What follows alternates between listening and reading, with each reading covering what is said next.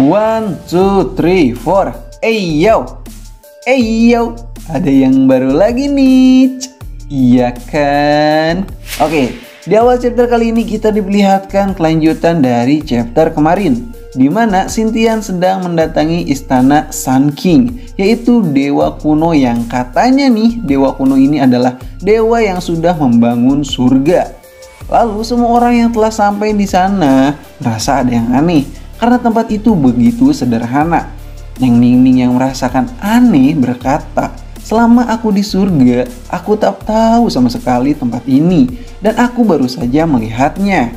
Xintian yang melihat Neng Ningning yang rasa ragu gitu kan berkata, "Jangan terlalu takut Ningning, ikutlah denganku.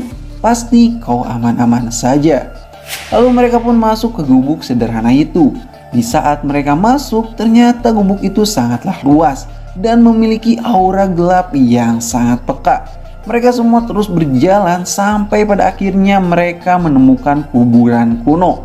Anak buah Xintian yang mengikuti Xintian berbisik kepada Ningning untuk lebih fokus lagi, karena dewa yang ada di dalam makam itu bisa melihat isi hati kalian, jadi hormatilah. Lalu Xintian pun berkata, "Akhirnya tidak salah lagi, makam ini adalah makam raja awal surga."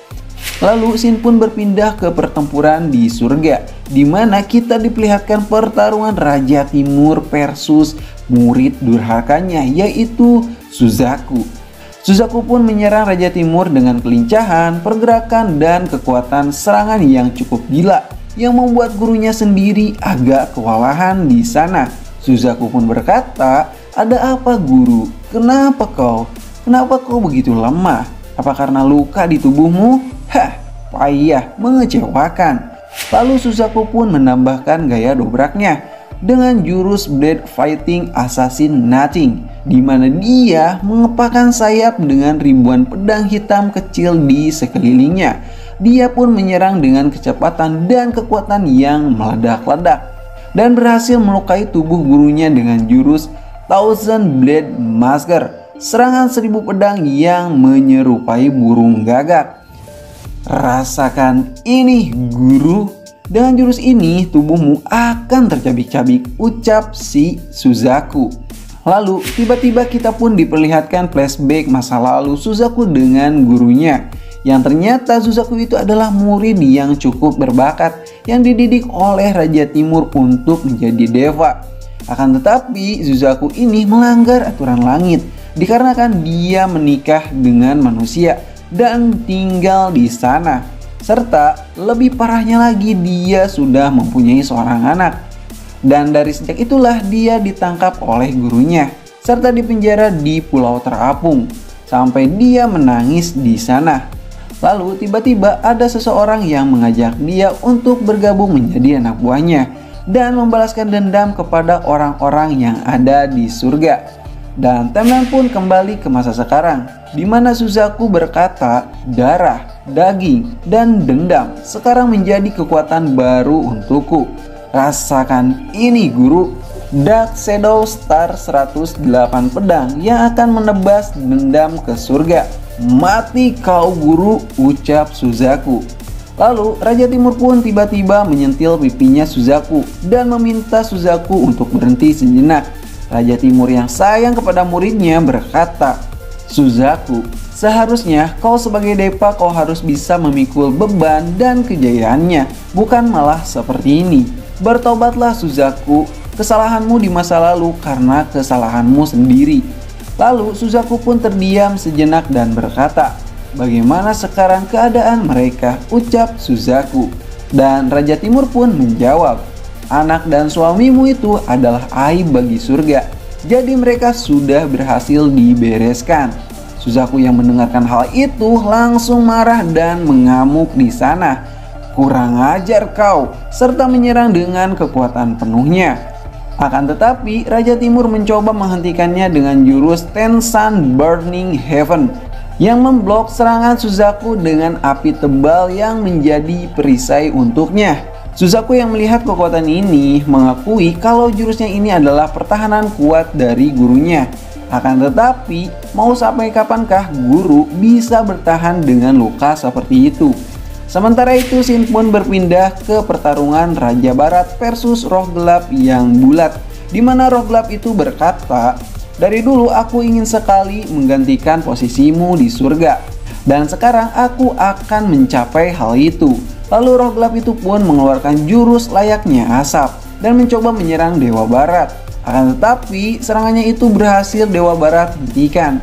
Di saat serangan itu ternetralisir, Raja Barat pun tak bisa melihat dirinya yang ternyata dia bersembunyi di balik asapnya tersebut yang berhasil menyerang Dewa Barat dari belakang.